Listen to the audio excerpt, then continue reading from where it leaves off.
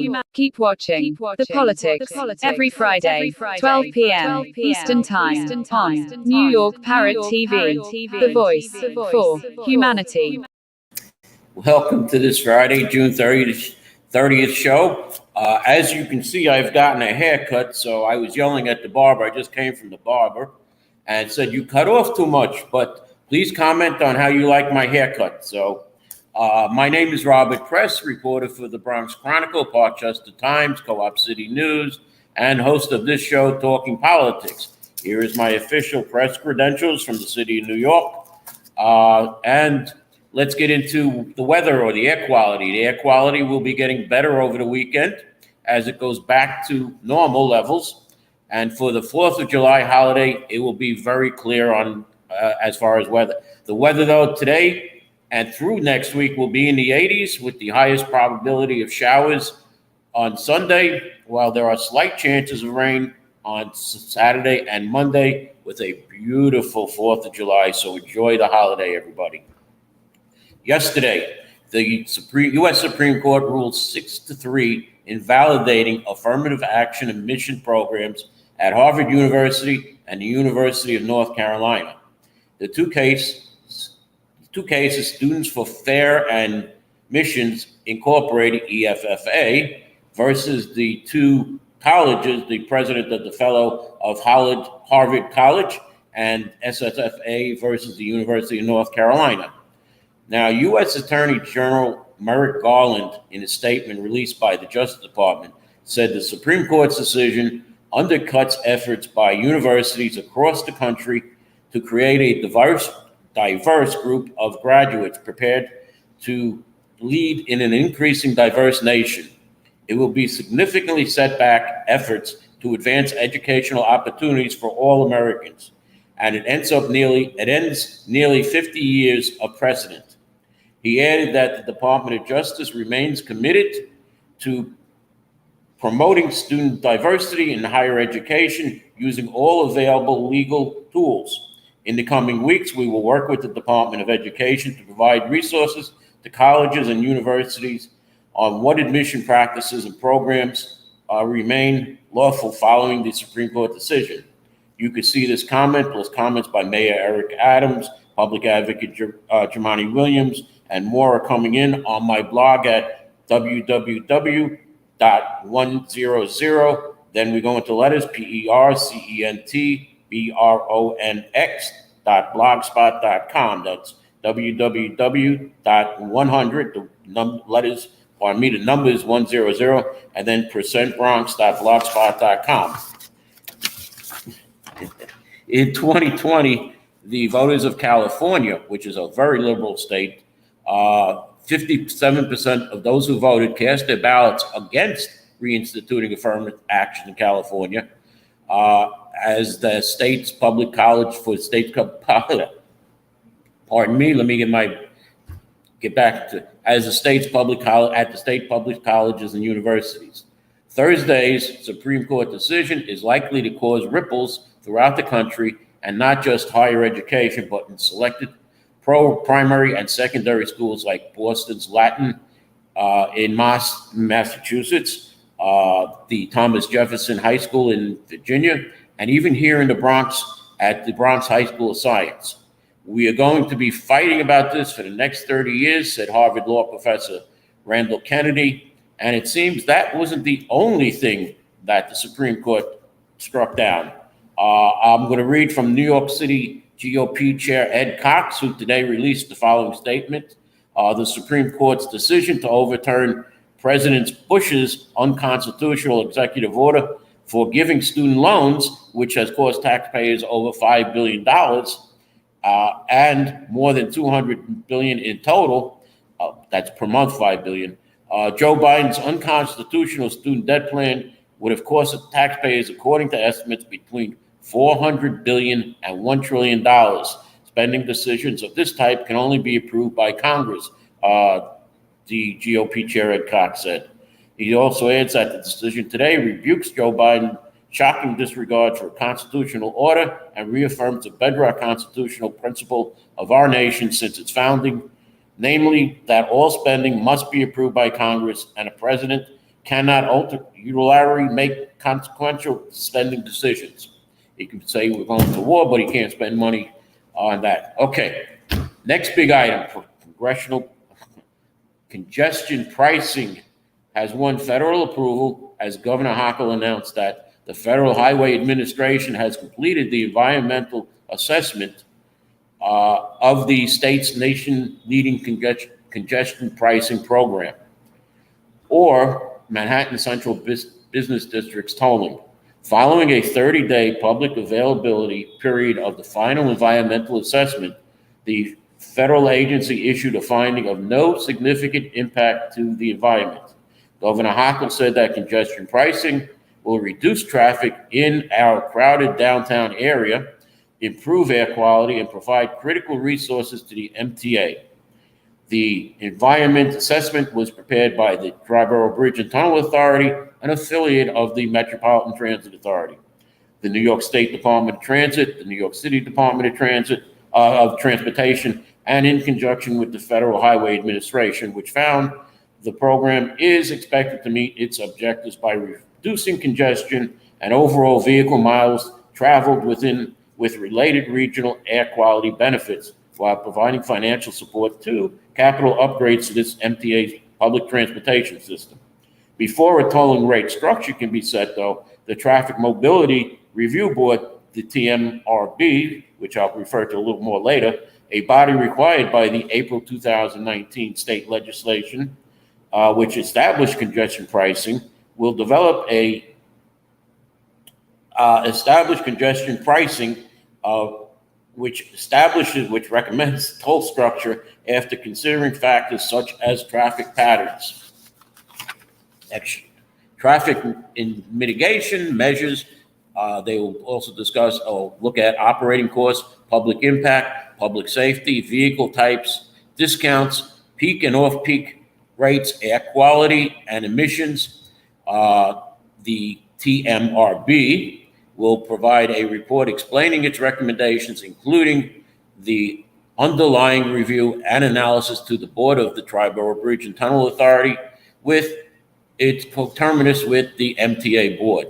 The TBTA will adopt and establish a tolling structure, which we don't know yet. So there are rumors that it will be up to $25 to enter the Central Business District. And if a toll structure is adopted on a timeline expected to be as early as May 2024, which gives contractors a contractually obligated 310 days to finish designing, developing, testing, and installing the tolling system and equipment. MTA Chair and CEO Jano Liba said, "Now the real work begins. The MTA board, in its capacity as the TBTA board, must adopt the tolling structure, and contractors needed to set up tolling equipment throughout the tolling area. The result will be reduced traffic congestion and the establishment of one of the funding pillars for the MTA's historic 2020-2024 capital program, a historic level of investment to make upgrades that will bring the network to a state of good repair, enhance accessibility, accelerate rate, climate resilience, and eliminate transit deserts." Mayor Eric Adams said congestion pricing has been given the green light and we're ready to get it done right away. This is about more than just reducing traffic. This will lead to more resources for the public transit, cleaner air, safer streets. Getting congestion pricing also means ensuring that historically disadvantaged communities are not further burdened, and we are pleased to see that the environmental assessment now includes $155 million in investments to reduce truck pollution, improve asthma care, and expand parks. We look forward to continued discussions with the MTA, our state partners, and the Triborough Bridge and Tunnel Authority as congestion pricing implementation proceeds. Why, Mayor Adams, though, is where do you think, my question to Mayor Adams is, where do you think these drivers that will no longer go into the Central District because they're not going to pay this congestion tolling, where are they going to park?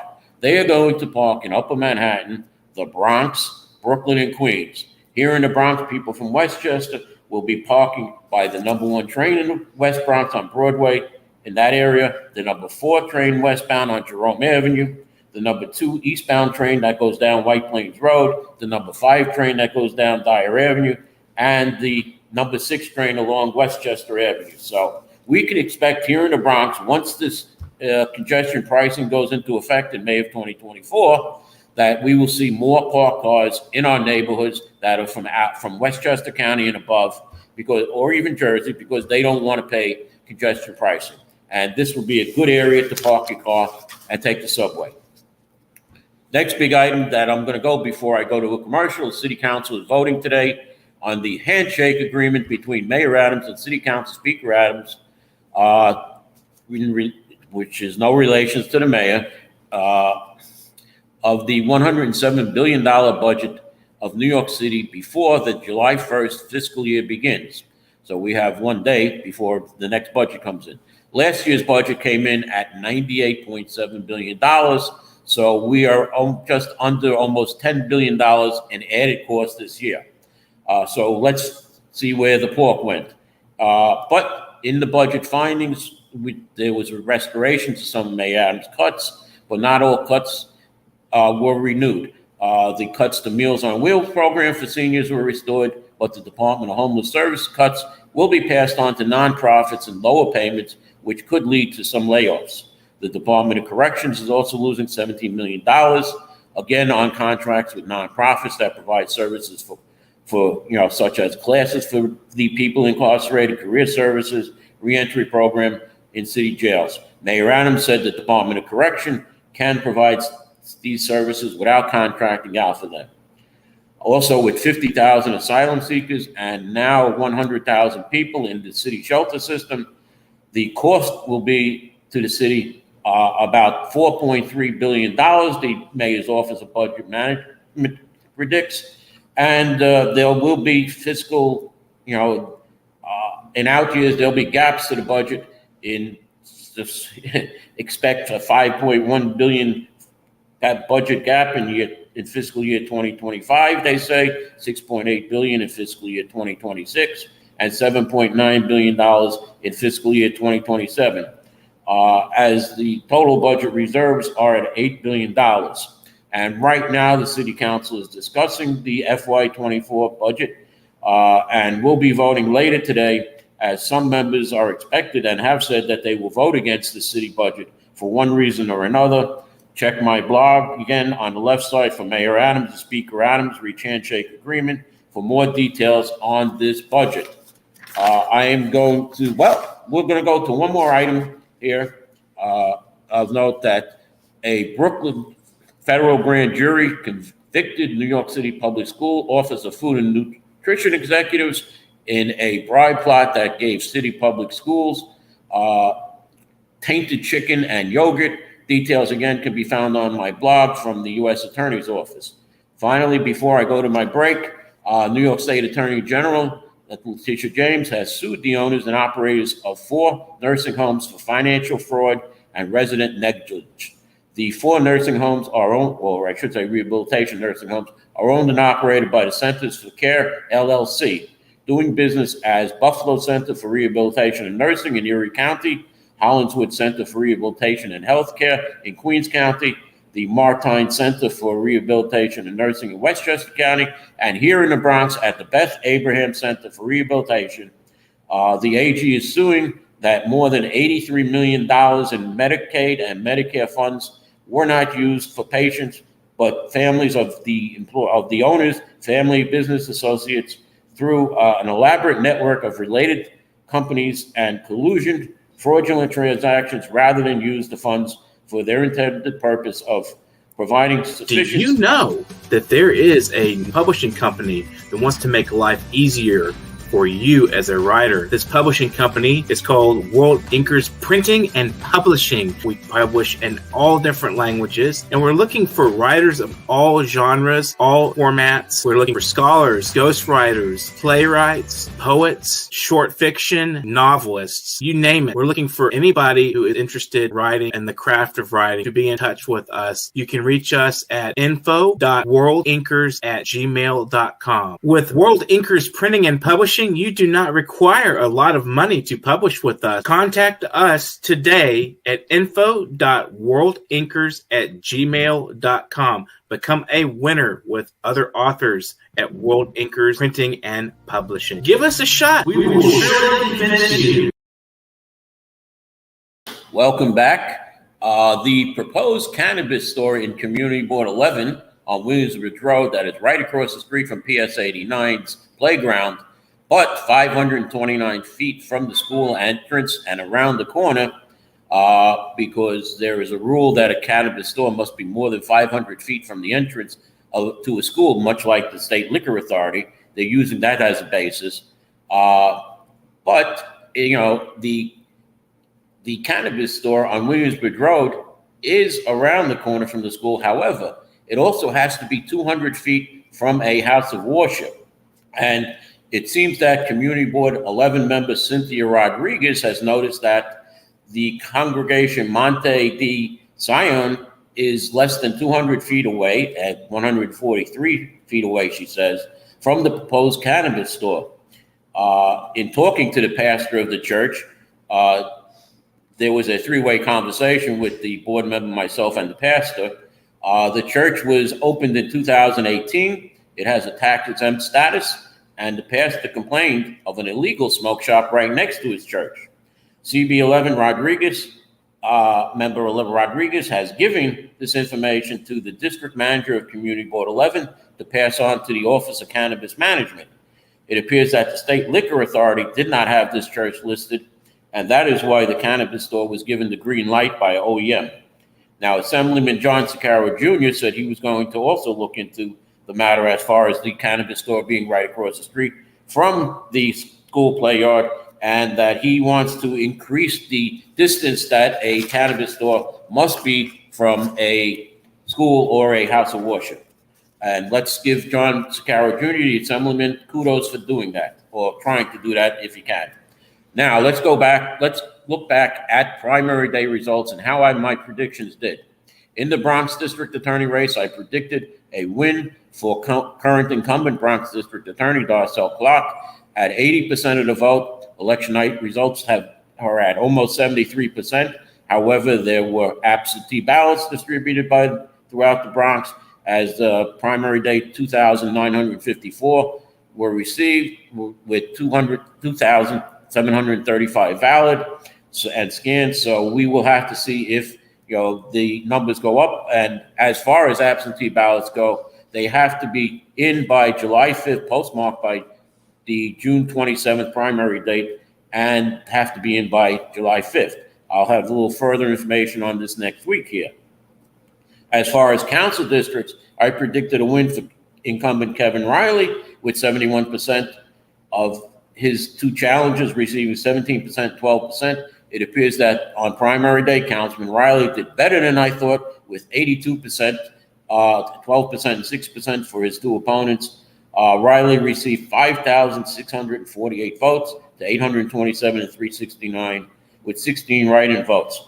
There were 1,486 absentee ballots, and 588 have been received so far. So, Councilman Riley, congratulations on your on your winning the primary at probable re-election.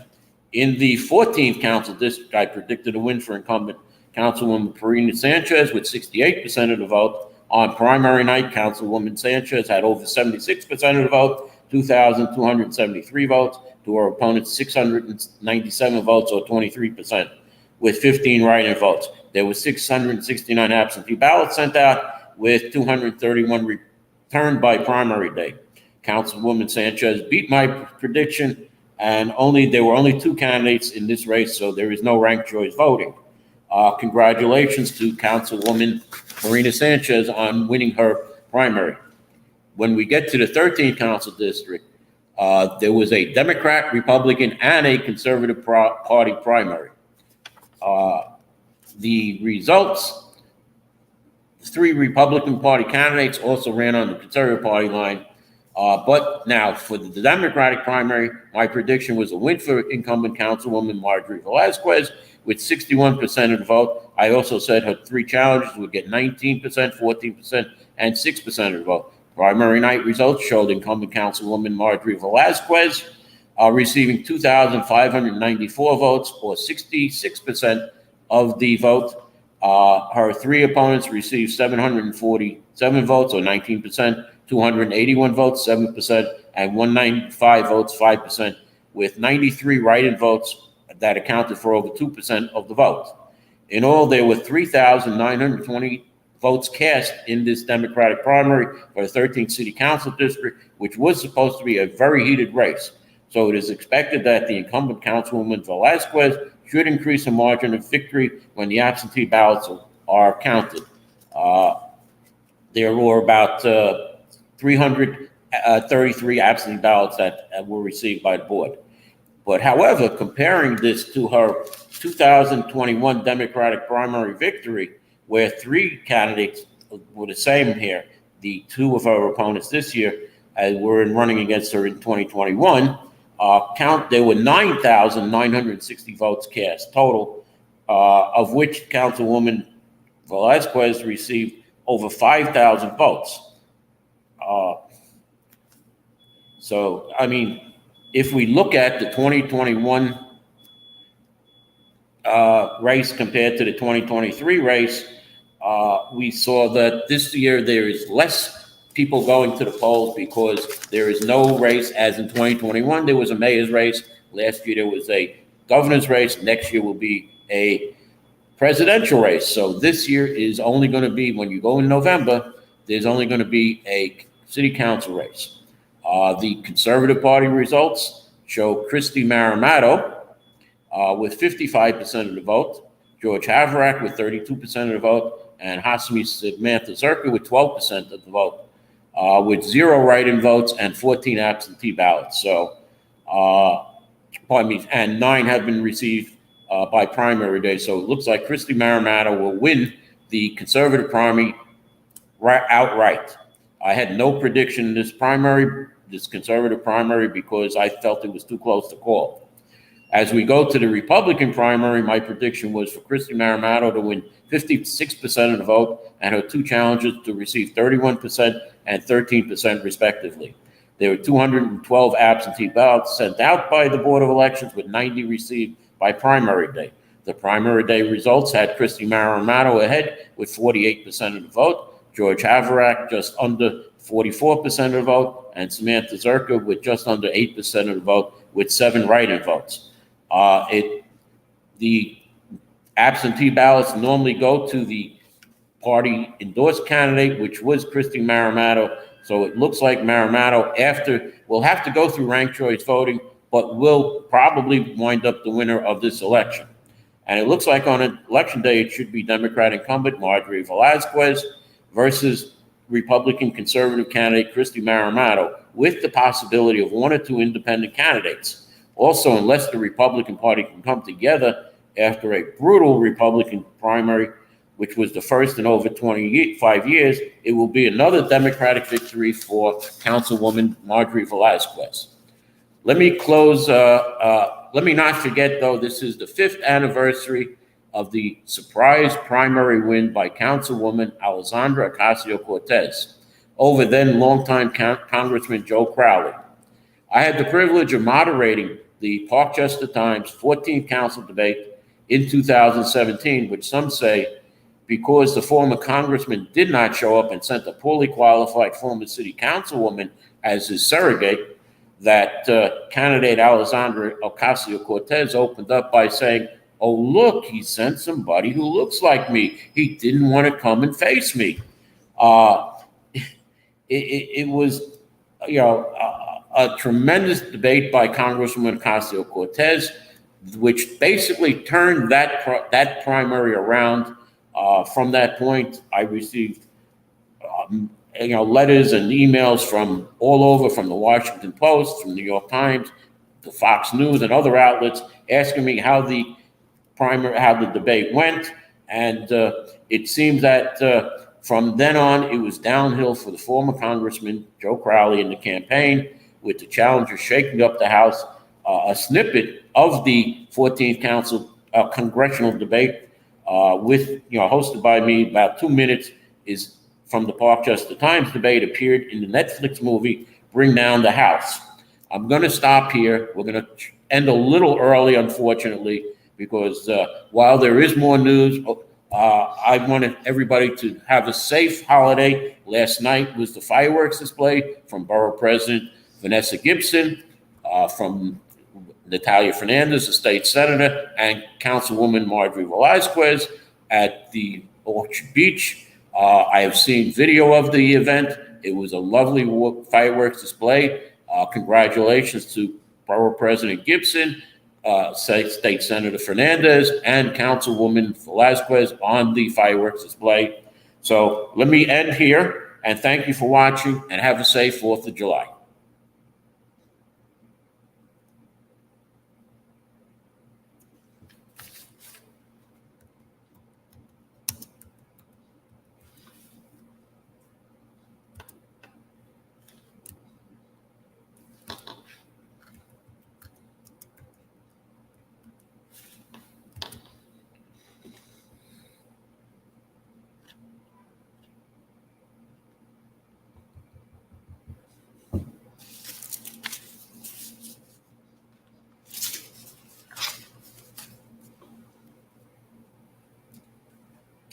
Mr. Producer, can we end the show?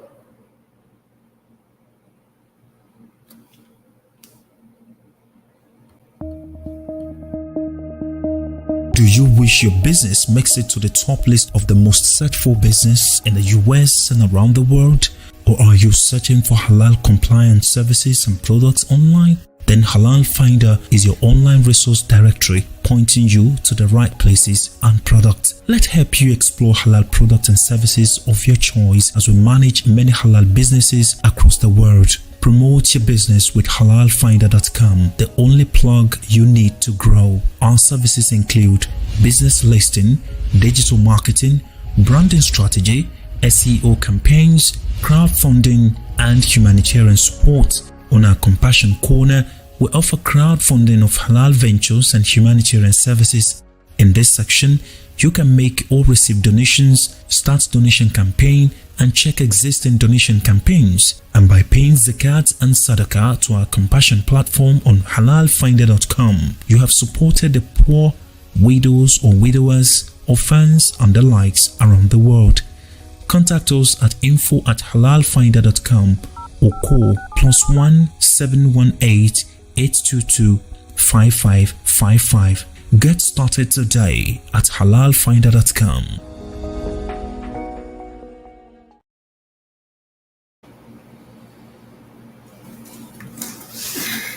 Well, it looks like we're still